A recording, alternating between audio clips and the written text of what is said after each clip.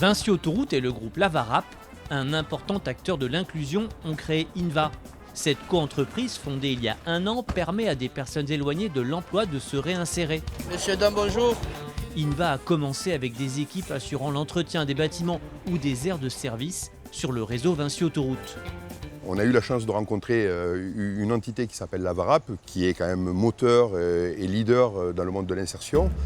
Lavarap possède plusieurs savoir-faire. En 30 ans, elle a développé 4 pôles d'activité.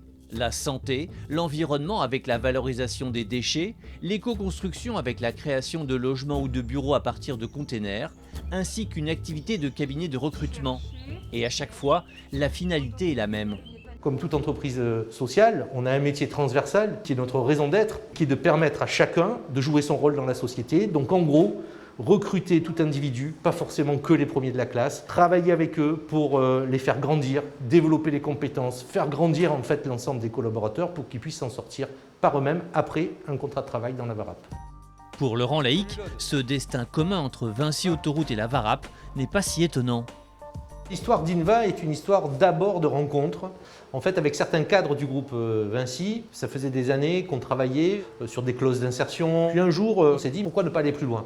Pourquoi ne pas partager un destin commun au travers d'une entreprise, d'une aventure humaine ? Et c'est comme ça qu'est né le projet Inva, en disant que dans le secteur autoroutier, il y avait assez peu, dans l'exploitation, il y avait assez peu de salariés d'insertion, etc.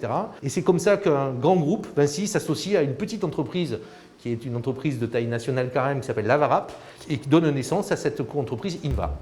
Avec Lavarap, en créant Inva, Vinci Autoroutes a un double objectif, économique et social.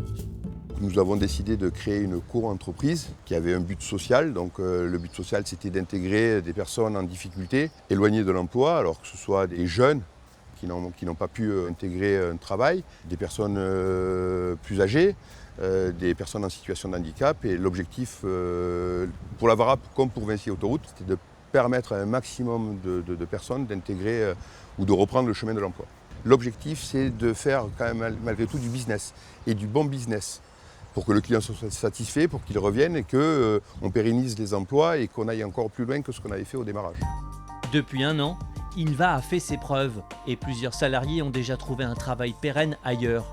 En 1 an, c'est 30 personnes qui sont passées entre les mains d'Inva, auxquelles viennent se rajouter une 50aine de personnes sur la période estivale. Aujourd'hui, mon premier succès, en tout cas, c'est d'avoir pu intégrer le premier salarié qui est rentré chez Inva, chez Vinci Autoroutes.